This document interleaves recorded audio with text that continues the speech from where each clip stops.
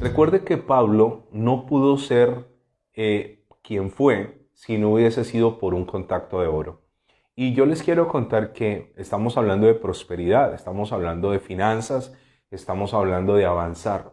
Recuerde que un contacto de oro es una persona asignada por Dios para llevarte a otro nivel. Un contacto de oro es una persona que tiene las llaves de las puertas que tú necesitas que se abran. Un contacto de oro es una persona que te puede presentar a alguien que tiene una necesidad de ti y que a su vez tiene una respuesta para tu vida.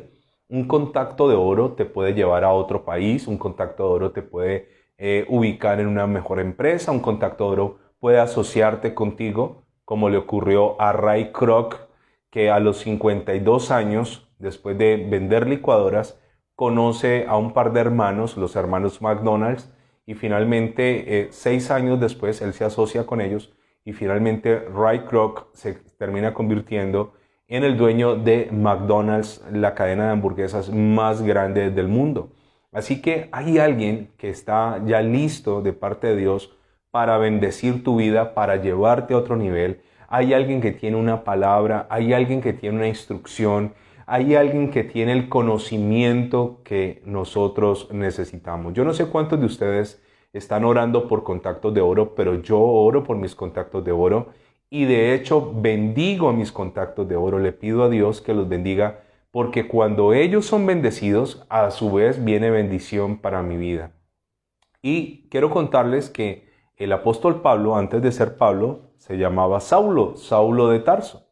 Y recuerde dónde nos quedamos. Recuerde que la primera persona que colocó Dios para bendecir a Saulo de Tarso se llama Ananías. Recuerde que Saulo estaba ciego, había tenido un encuentro de frente contra la presencia misma de Dios, había quedado ciego, estaba aturdido, no sabía hacia dónde ir, todo lo que él creía se había desmoronado. Y en ese momento necesitaba de alguien enviado por Dios.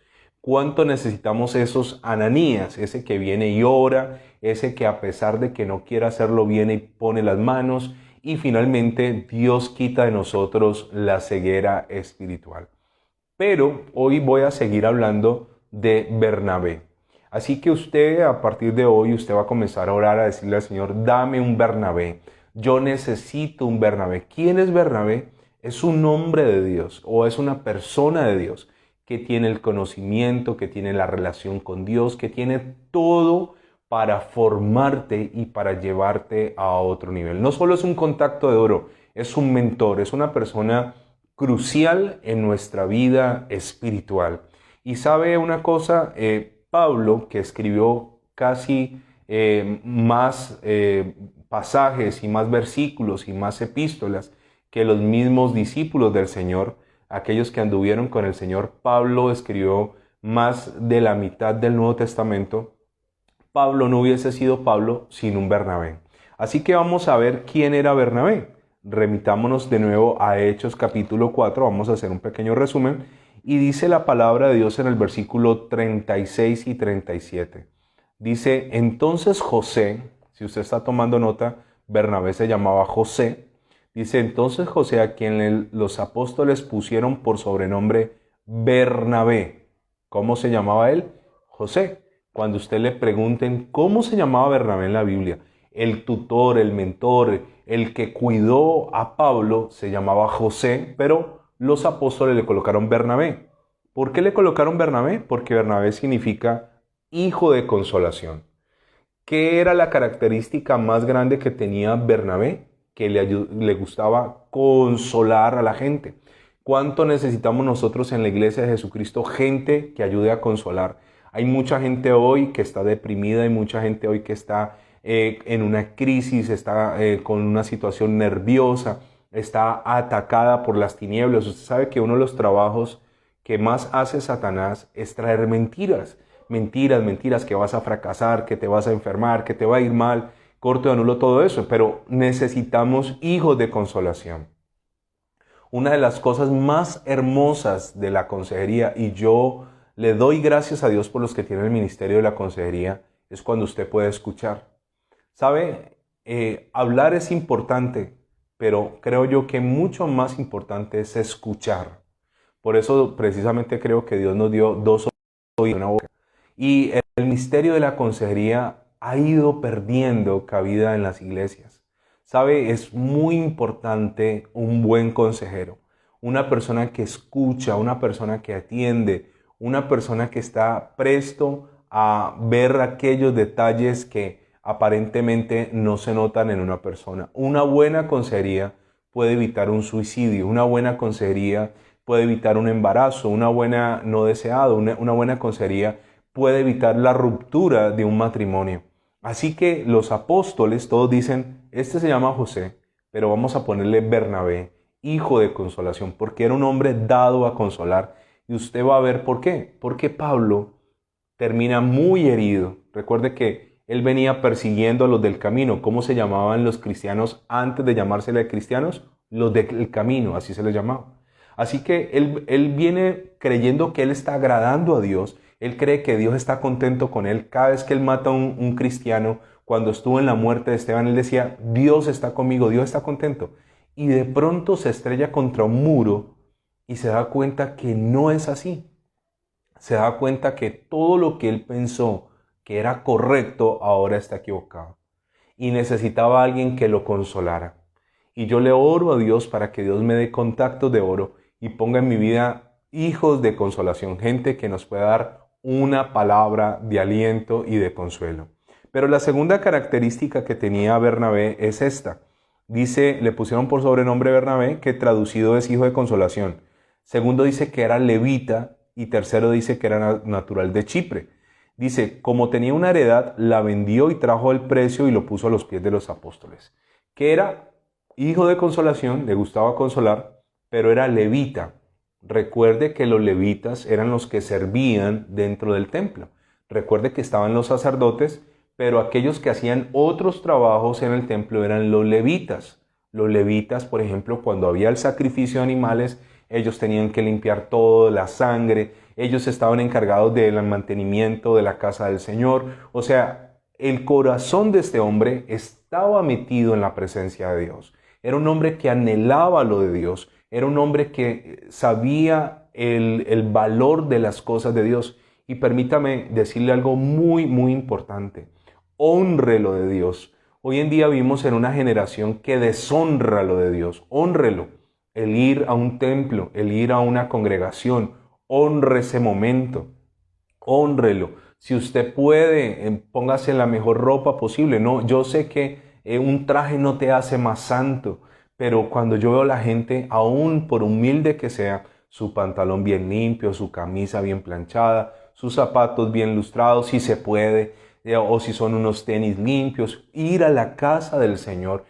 Tiene que ser con una actitud de ¿qué? De honra. Escúcheme, vuelvo a hacer la claridad. No es que a mí la ropa me haga más santo. No es que yo sea mejor persona si me pongo una camisa o me pongo una camiseta. No, pero hablo de la honra. Hablo, por ejemplo, de la gente que honra la Biblia, honra la palabra, estudia la Biblia. Eso es honra. Cuando usted saca un tiempo para orar, apaga todo, apaga televisor, apaga celular, se desconecta de todo. ¿Qué está haciendo usted? Usted está honrando. Y hay un principio en el reino de los cielos y es que lo que tú honras, te honra a ti. Lo que tú honras, te va a honrar.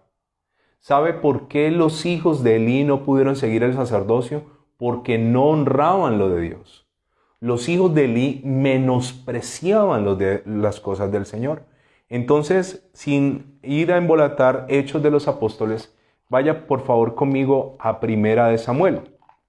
Primera de Samuel, en el capítulo 2, me muestra los pecados de los hijos de Elí. Entonces, Bernabé honraba lo de Dios, pero los hijos de Elí, en el tiempo de Samuel, deshonraban lo de Dios. Entonces, ¿qué dice el versículo 17? Dice, eran pues muy grande delante de Jehová el pecado de los jóvenes, porque los hombres menospreciaban las ofrendas de Jehová. ¿Qué hacían estos hombres? Menospreciaban lo que la gente daba. Una de las cosas que todo líder cristiano, que todo pastor o que toda persona que está en una comunidad cristiana debe tener en cuenta es nunca deshonrar lo que los demás dan. Nunca deshonres eso. Nunca mires con desdén, con menosprecio lo que está haciendo tu hermano. Nunca lo mires. Y uno de los pecados de los hijos de Elí es que menospreciaban las ofrendas. Como decir, ¿para qué traen eso? ¿Por qué traen eso? No deberían de traer eso, o es muy poco eso. Era el primer pecado. Pero también dice la palabra en el versículo 22, pero Elí era muy viejo y oía todo lo que sus hijos hacían con todo Israel y cómo dormían con las mujeres que velaban a la puerta del tabernáculo de reunión. El primer pecado, deshonraban las ofrendas, las menospreciaban. El segundo pecado, se acostaban con mujeres que permanecían en la puerta del templo. O sea, ellos no veían el templo como un lugar sagrado. Y yo quiero decir una cosa es pecar en la casa y otra cosa es pecar en el templo. Son cosas diferentes. Así que era tal el nivel de deshonra que a estos hombres no les importaba acostarse con mujeres que venían ahí a estar en la puerta del templo. O sea, era deshonra tras deshonra. Y saben, el Señor, hay un pasaje que es muy tremendo. El Señor le dice a Elí lo siguiente. Versículo 30, dice así. Dice al 29, porque habéis hollado mis sacrificios y mis ofrendas que yo mandé ofrecer en el tabernáculo. Y le dice Dios a Elí, y has honrado a tus hijos más que a mí. ¿Qué le dice Dios a Elí? Has honrado más a tus hijos que a mí. Porque Elí era un alcahueta. Porque Elí no corregía a sus hijos. Ahora, cuando yo no corrijo a mis hijos, recuerde que el hijo que no es corregido es el hijo que a futuro causará vergüenza. Hay que tener corrección a los hijos. Los hijos de Elí hacían lo que ellos querían y su papá no los corregía. Y Dios le dijo, has honrado más a tus hijos que a mí. Y después le dice, engordándonos de lo principal de todas las ofrendas de mi pueblo Israel. O sea, se alimentan de las ofrendas y hacen lo malo. Por tanto, Jehová el Dios de Israel dice, yo había dicho que tu casa y la casa de tu padre andarían delante de mí perpetuamente. Andarían delante de mí perpetuamente, para siempre. Mas ahora se ha dicho Jehová, nunca yo tal haga, porque yo honraré a los que me honran y a los que me menosprecian o desprecian serán tenidos en poco. ¿Qué le dijo Dios a Elí? Yo honro a los que me honran. Volvamos a Bernabé. Bernabé era un tipo hijo de consolación, era levita, pero aparte de todo dice que él tenía una propiedad, la vendió y la trajo a los pies de los apóstoles. ¿Qué noto yo en eso? Honra. Él estaba honrando a Dios. Él dijo, realmente yo esa propiedad, seguramente lo pensó, no la necesito, la voy a vender, la voy a traer a los pies de los apóstoles. Ahora, hagamos la salvedad, obviamente los apóstoles no eran pícaros, ni timadores, ni enredadores como nos ha tocado que ver a nosotros muchos hombres, pero también asimismo hay hombres de Dios, hay gente de Dios a las cuales cuando tú honras, esa honra produce honra. La honra es la moneda del reino de los cielos. Lo que yo honro, me honra. Dios dijo, yo honraré a los que me honran. Punto.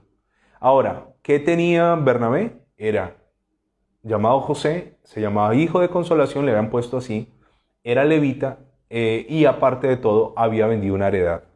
Ahora, ¿cómo ayudó a Saulo? Capítulo 9 de Hechos de los Apóstoles. Vamos a ver qué interesante la intervención de un mentor, de un contacto de oro para el apóstol Pablo. Dice Hechos de los Apóstoles, capítulo 9, versículo 26.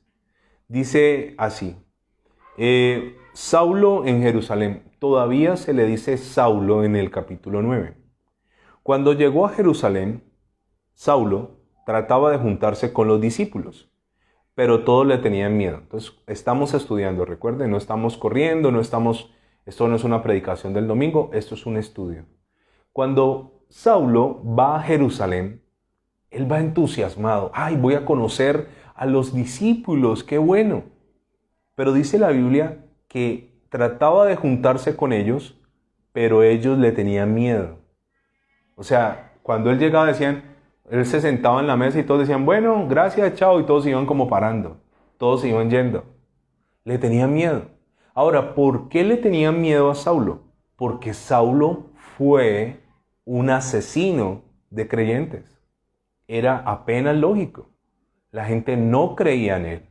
La gente decía, seguramente este está haciendo algo para hacernos creer que es cristiano, que es seguidor de Cristo, para luego acusarnos o matarnos. Es que esa estrategia se ha utilizado mucho. Recuerde que hubo una mujer llamada Jezabel. Y recuerde que Jezabel implantó el culto a Baal. ¿Lo recuerda? Entonces la gente adoraba a Baal y habían sacerdotes y profetas de Baal por todo el reino. Pero vino un hombre llamado Jehú, que fue el que mató a Jezabel. Y Jehú, luego de haber matado a Jezabel, le hizo creer a toda la nación que él adoraba a Baal y convocó y dijo, todos los que adoren a Baal, vengan, vamos a hacer un gran congreso a Baal. Y llegaron de todos los lugares gentes que decían adorar a Baal. Cuando estaba todo el mundo en un recinto, todos los que adoraban a Baal, y Jehú les hizo creer, sí, qué bueno es Baal, yo no estoy con Jehová, que viva Baal. Cuando estaban todos juntos, a todos los mandó a matar. Entonces, cuando Saulo llegaba y decía, yo soy cristiano, todo el mundo se incomoda, decía, este nos va a matar, o este está fingiendo. Y dice el versículo 26, dice, al tratar de juntarse con los discípulos, pero todos le tenían miedo, no creyendo que fuese discípulo. No le creían. Yo no sé si a usted le ha pasado eso. Cuando uno en su casa ha sido terrible. Cuando usted en su casa, usted era la mujer que más rumbeaba, que llegaba de madrugada, mejor dicho, la que hacía los escándalos, la que le sacaba a todo el mundo en cara cuando estaba ebria, todo lo malo, era conflictiva, llegaba hasta la policía, los vecinos estaban involucrados en el escándalo y de pronto esa mujer que parecía sacada de una película de esas de la mafia que hay aquí en Colombia, se convierte a Cristo, nadie te cree. Nadie te cree. Eso es algo que muchos hemos vivido. Cuando nos convertimos a Cristo, la gente se queda, este no es verdadero. Eso le pasaba a Saulo. Saulo llegaba con ganas de aprender, con ganas de conocer y la gente le decía, perdón, vámonos. Le huían.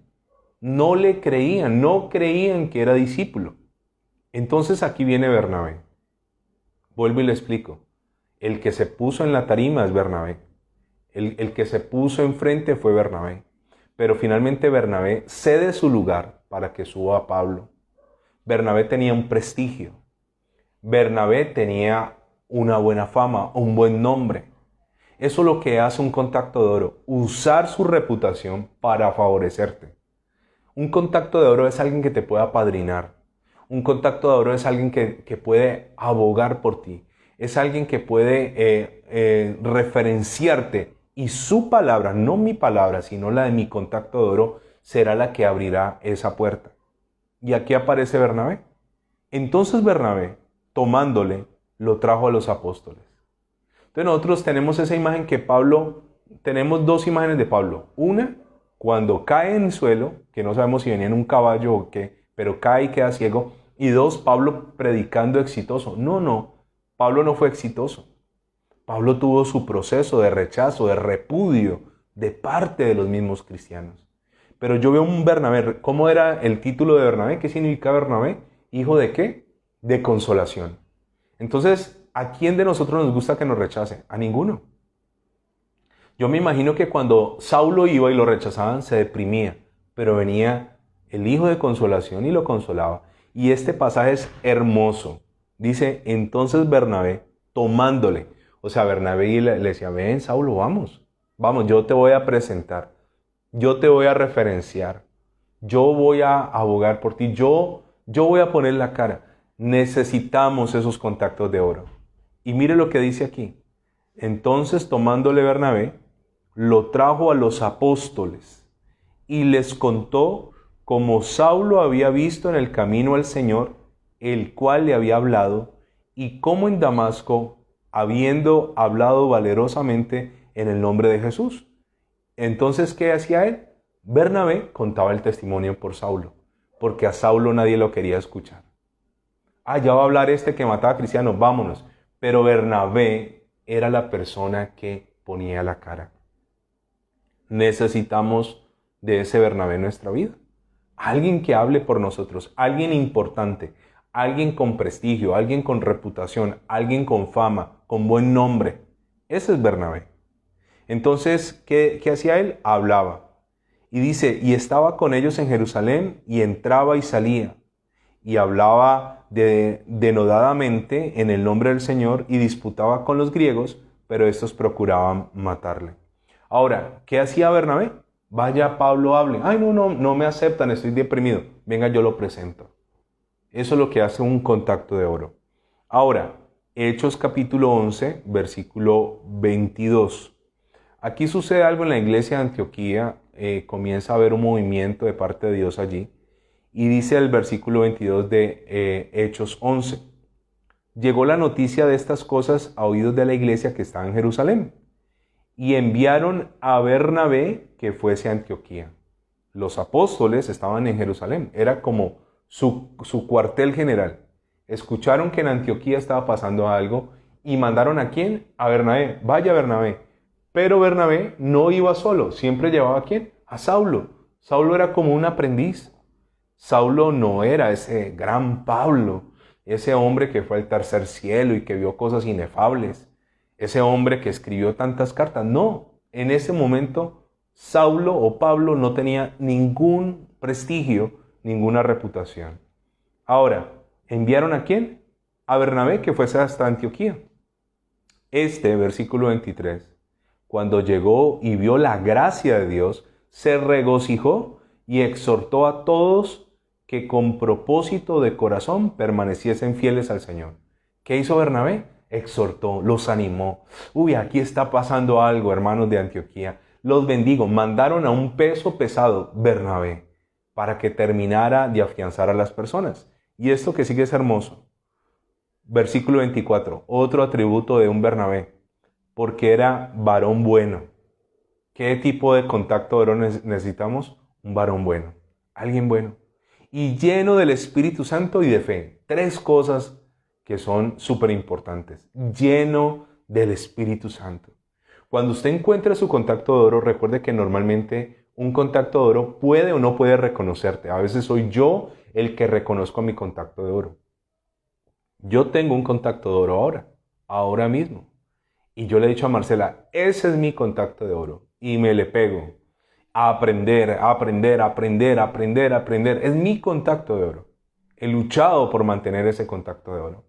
Así que cuando usted encuentra una persona buena y llena del Espíritu Santo y con fe, pégate ahí. Pégate a esa persona. Hay algo que, sin ánimo de ofender a ningún hermanito susceptible, ¿no? Porque a veces hay hermanos que están muy susceptibles. Hay un animalito que se llama el pez rémora. El pez rémora es un pez que es incapaz de atacar a otro pez por sí mismo. Pero este pez tiene en su cuerpo, tiene unas ventosas que se adhieren. Usted ha visto de pronto esas gomitas que se pegan al vidrio. Cuando usted, por ejemplo, va a tapar el vidrio de su carro, hay unas gomitas que se adhieren al vidrio. O de pronto los dardos de los niños que tienen como una gomita en la punta. Pues ese pez tiene unas ventosas que se adhieren a algo y no se sueltan. Resulta que ese pez, el pez rémora, se adhiere al tiburón. Así que este pez viaja pegado al tiburón y cuando el tiburón caza, cuando el tiburón mata, cuando el tiburón come, las sobras le quedan al pez rémora. Sin ánimo de ofender a nadie, deberíamos ser como ese pez. Encontrar ese contacto de oro y pegarnos allí. Yo me pego, yo quiero aprender más. Yo quiero más de la Biblia, yo quiero de esa llenura del Espíritu Santo. Yo quiero de esa fe. Qué bueno es hablar con gente de fe. Si hay algo a mí que me choca, me molesta, aparte de la mentira y otras cosas, es la gente incrédula. No me gusta, los evito. Cuando a mí alguien comienza a quejarse y que la situación y que esto está muy duro y que es que nada funciona y que es que por aquí, y eso usted lo va a encontrar en ovejas y en pastores. Hay pastores que, perdóneme que se lo diga, dan lástima, si se puede utilizar la palabra, en su fe. No, hoy estamos mal. Entonces yo digo, si ese pastor piensa así, ¿qué pecado la iglesia, la congregación? Ahora, Saulo estaba adherido a Bernabé. Entonces, ¿qué ocurre con Bernabé? Dice el versículo 25. Después fue Bernabé a Tarso para buscar a Saulo. ¿A dónde estaba en ese momento Saulo? En Tarso. Y hallándole, le trajo a Antioquía. Mire qué lindo Bernabé. Ve algo importante, ve un mover en Antioquía y dice, aquí tiene que estar Saulo. Aquí, Saulo tiene que venir. Y lo va y lo busca. Característica de ese contacto de oro. Te buscará también a ti. Te buscará. Estará allí. Ahora, va y lo busca. ¿Por qué lo va y lo busca Bernabé? Porque él quería que él viera eso. Hay cosas que cuando son muy importantes para mí, yo quiero que mi hijo las vea. Yo quiero que él esté allí, yo quiero que él lo observe, que lo mire, que lo conozca. Es muy importante. Aprendemos más por lo que vemos que por lo que oímos. Así que él va por él. Y dice, y este pasaje es espectacular. Estaba pasando algo en Antioquía, mandan a Bernabé y Bernabé le pone el sello final. Y esta es la primera vez en la Biblia donde a los que seguían a Jesús se les llamó cristianos por primera vez. Y se congregaron allí todo un año con la iglesia. ¿Qué hizo Bernabé y Saulo? Todo un año se quedaron allí. Chéverísimo. Increíble uno ir a un lugar donde está moviéndose Dios y quedarse un año. Y se quedaron allí y comenzaron a pasar cualquier cantidad de cosas. Y mire este versículo tan precioso. Y enseñaron a mucha gente. No dice que enseñó Bernabé. Bernabé le daba a Saulo la oportunidad también de enseñar. Y enseñaron a mucha gente y a los discípulos se les llamó cristianos por primera vez en Antioquía. La primera vez que en la historia de la humanidad se llamó cristianos a los discípulos fue en Antioquía. ¿Y quién estaba allí? Bernabé, y estaba su rémora, Saulo de Tarso. Pegado. Ahí. Bernabé tiene la capacidad de ver lo que otros no ven. Ese es un Bernabé. Bernabé te verá a ti como alguien empoderado, no como la persona que eres en este momento. Ahora, ¿qué más hizo Bernabé? Hechos capítulo 13, versículo 1 al 3. Hechos 13, del 1 al 3. Dice, Bernabé y Saulo comienzan su primer viaje misionero. Entonces, Bernabé está allí enseñándole. Saulo le preguntaba, ¿y por qué esto? Y Bernabé le decía, por esto. Y no entiendo porque es que yo antes pensaba así. Entonces, Bernabé tuvo que hacer un trabajo con Saulo que se llama desaprender. Nosotros aprendimos muchas cosas malas en el cristianismo. Muchas cosas incorrectas. Muchas cosas que no eran, muchas cosas falsas. Las aprendimos. Necesitamos un Bernabé que tumbe en nosotros todo paradigma equivocado y que implante la sana doctrina. Entonces, dice el versículo 13, el capítulo 13, el versículo 1. Había entonces en la iglesia que estaba en Antioquía profetas y maestros. Recuerde que está ocurriendo algo en Antioquía. ¿Qué había allí? Profetas y maestros. Bernabé, Simón el que se llamaba Niger, Lucio de Cirene, Manaén, el que se había criado junto con Herodes el tetrarca, y Saulo. Ok, quiero decirle, la Biblia cuando me da estos nombres, yo tengo que detenerme y decir, ¿por qué y para qué me está dando esto? Dice que había en la iglesia de Antioquía profetas y ¿qué? Y maestros. O sea, se estaba moviendo algo profético y se estaba moviendo mucho la enseñanza a través de maestros. Ya nosotros hace meses hablamos la diferencia entre un buen maestro y un mal maestro. Eso ya lo hablamos. Y hemos hablado qué significa la palabra profética, qué es una palabra profética correcta. Pero aquí me hace mención a unos hombres, me menciona a Lucio, a Manaén, y me menciona también y me dice que Manaén era el criado, el que se había criado junto con Herodes el tetrarca. Recuerde que Herodes el tetrarca era un hijo de Herodes el Grande. Herodes el Grande tenía a Arquelao, al tetrarca y a Felipe. Y recuerde que los Herodes eran malos con ganas. Herodes no era el nombre de una persona, sino el nombre de un linaje, de una familia. Los Herodes eran malos.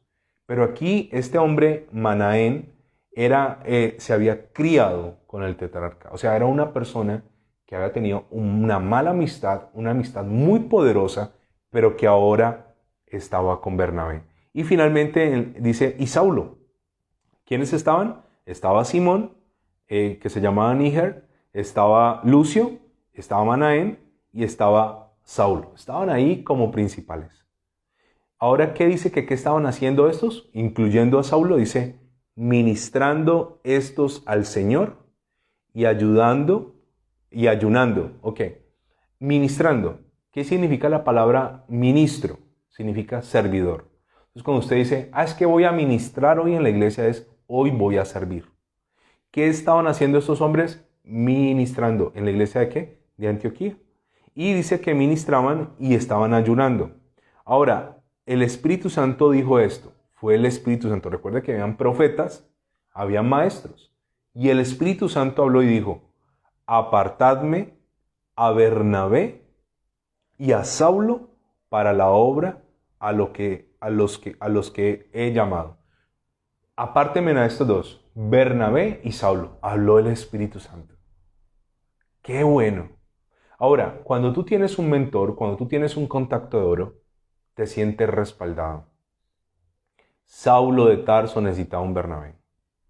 Yo no sé usted, pero yo necesito un Bernabé. Yo necesito a alguien superior, alguien con más conocimiento, con más trayectoria, con más comunión, que pueda a su vez transmitirme eso. Ahora, el Espíritu Santo habló. Entonces, ¿qué dice el versículo 3? Entonces, habiendo ayunado y orado, les impusieron las manos y los despidieron. ¿Cómo era esta gente? Tremendamente conectada con Dios. El Espíritu Santo habló. Primero, habían profetas, habló el Espíritu Santo. Apártenme a Bernabé y a Saulo. Los necesito. ¿Qué hizo esta gente? Oró, les impuso las manos y arranquen. Por eso dice que comienzan su primer viaje misionero. Hechos capítulo 13, estamos allí, el 14, versículo 8 al 15. Ok, este viaje misionero, ellos van por varios lugares y aquí llegan a Listra. Y aquí en Listra se van a encontrar con una situación muy tremenda que seguramente va a formar el carácter de Saulo de Tarso. Y quiero decirle algo, escúcheme esto. Dios no tiene problema con darte fama. A veces nos enseñaron que la fama era mala. No, la fama es buena. La fama es mi capacidad de influenciar a más gente. Eso se llama mi círculo de influencia. No es lo mismo que yo le pueda predicar a 5 personas, a que yo le pueda predicar a 10, que le pueda predicar a 50, que le pueda predicar a 100. Mi círculo se expande. ¿Y qué provoca eso? La buena fama. La fama no es mala.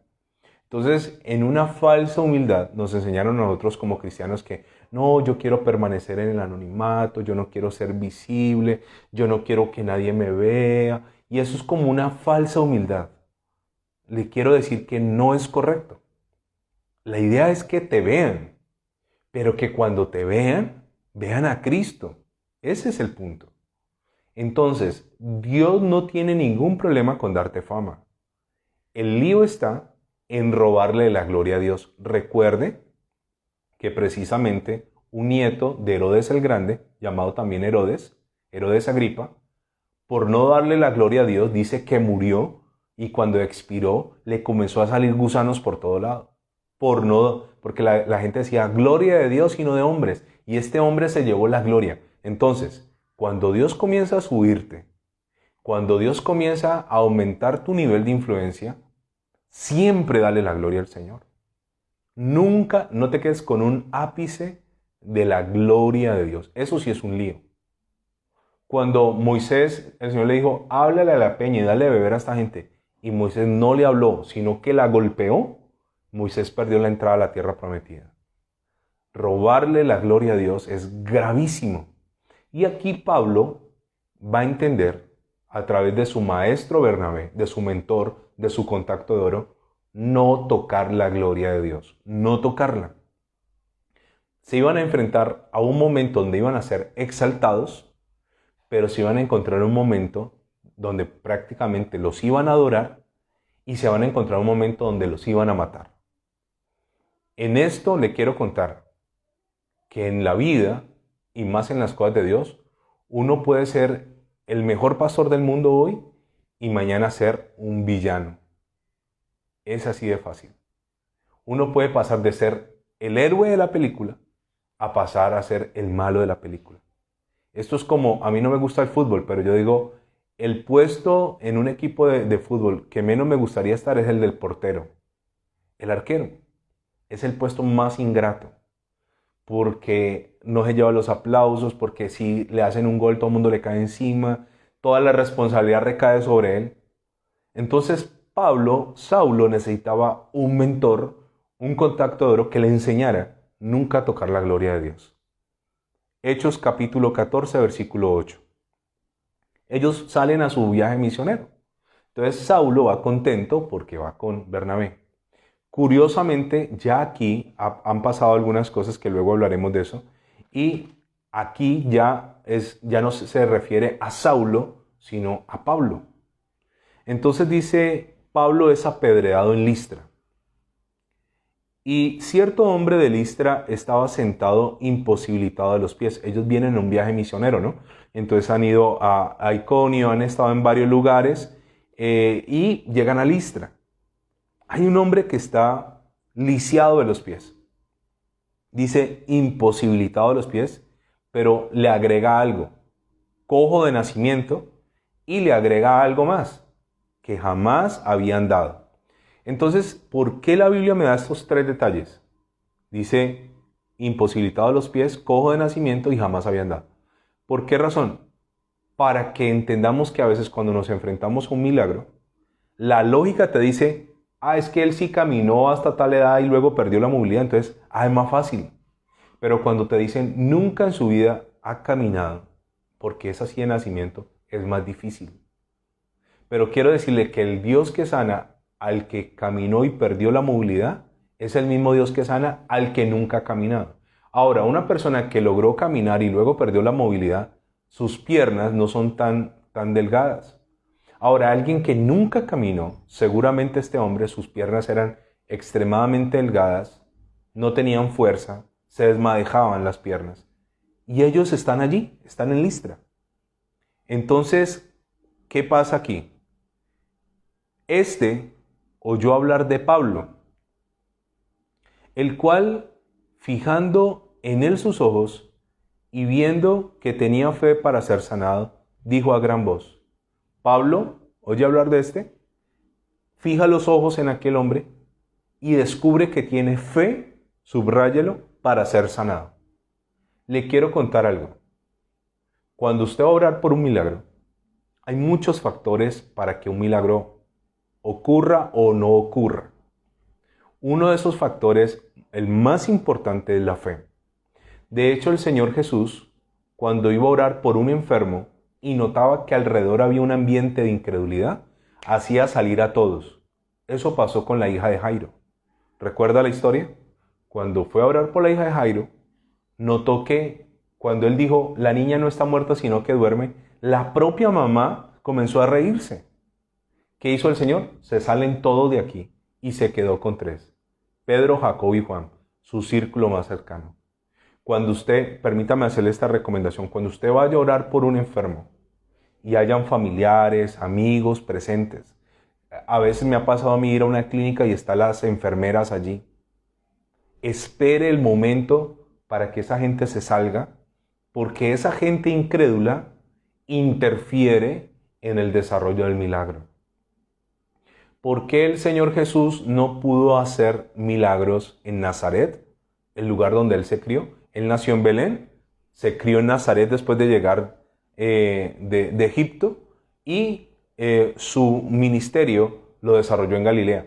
¿Por qué en Nazaret no pudo hacer milagros? Dice la Biblia, por la incredulidad de ellos.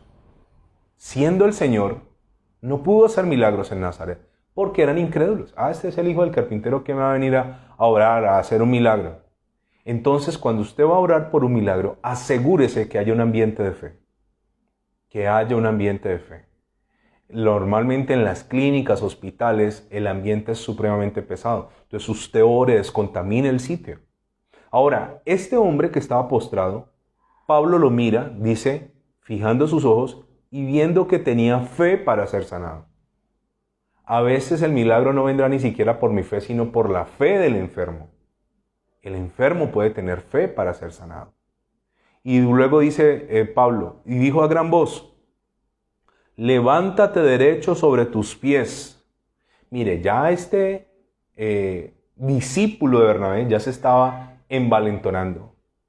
Ya pues, se cogió confianza. Bernabé estaba haciendo un excelente trabajo en él. Así que él lo mira y le dice, levántate derecho sobre tus pies. Le da una orden. Y dice el versículo 10, y él saltó y anduvo. O sea, un tipo que no sabía qué era dar un paso, que nunca gateó, que nunca sus papás lo vieron correr, ahora salta y comienza a caminar. Ahora, ¿qué va a provocar este milagro? Claro, la gente lo conocía de toda la vida en Listra. La gente decía, este tipo lo conocimos siendo un bebé. Nunca caminó, nunca corrió con otros niños. Ahora, al ver a este hombre caminando, se derrama la gloria de Dios allí. Pero esto va a tomar un tinte un poco difícil para los apóstoles. Entonces dice, se levantó y anduvo, saltó. Versículo 11.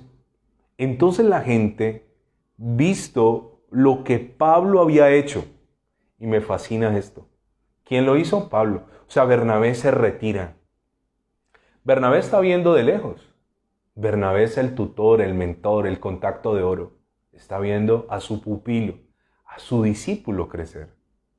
Y dice, al ver la gente lo que Pablo había hecho, alzó la voz. En la Biblia cuando encuentro el término alzar la voz es gritar, diciendo en lengua licaónica, dioses bajo la semejanza de hombres han descendido a nosotros. ¿Qué decía la gente de Listra en lengua licaónica? Dioses semejantes a los hombres han descendido a nosotros.